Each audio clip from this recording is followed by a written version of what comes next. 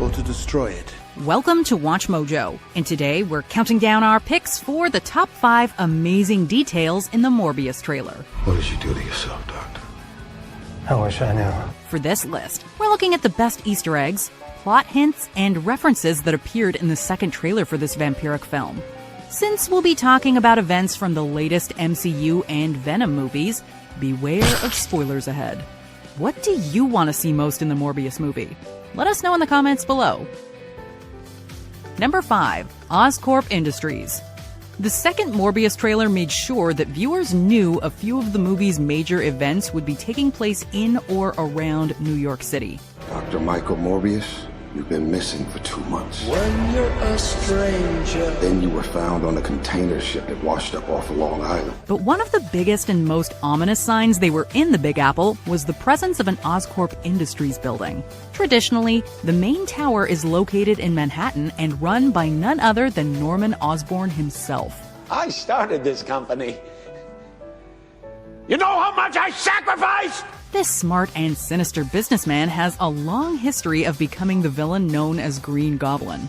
At the same time, his company has been behind some shady experiments.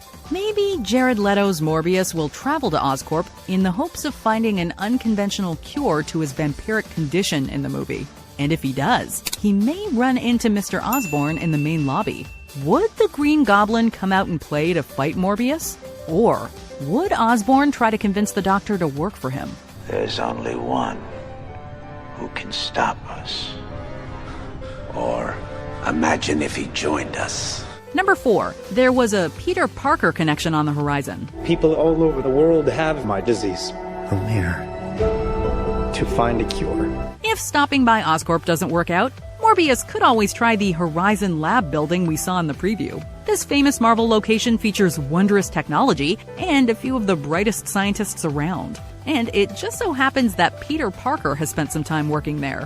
When this shot of Horizon Labs is combined with the Spider-Man imagery we saw in the trailer, it feels like it's all but confirmed that some version of the webhead exists in this universe. Peter's presence could be extremely game-changing for Morbius.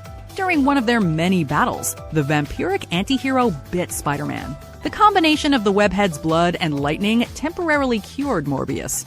If he learns about the potential healing properties of Spider-Man's blood in this universe, Peter may be part of the Doctor's next meal. I can't give you my blood.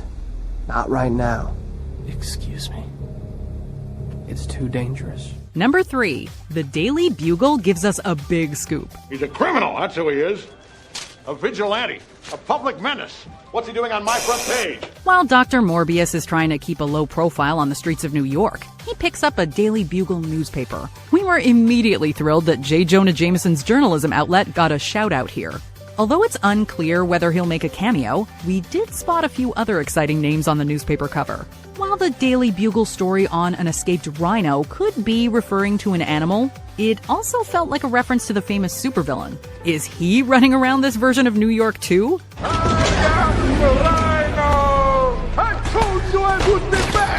The newspaper also ran an article about the famous thief Black Cat, aka Felicia Hardy. Do you ever miss this?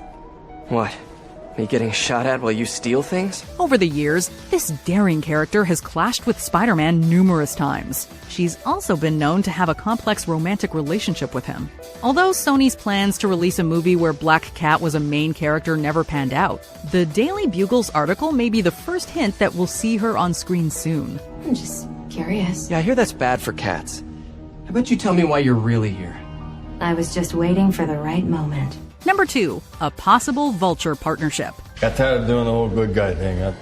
What's up, Doc? Michael Keaton has now made memorable appearances in 2 Morbius previews. On both occasions, he was wearing a white jumpsuit. Keaton memorably rocked a similar outfit when his Adrian Toomes character was sent off to prison at the end of Spider-Man Homecoming. Seeing him in virtually identical clothes in Morbius seemed to suggest the 2 films take place in the same universe. If Keaton is definitely playing the same Vulture, then his words in the second trailer carry extra meaning. Hey, Dr. Mike, you and I should stay in touch.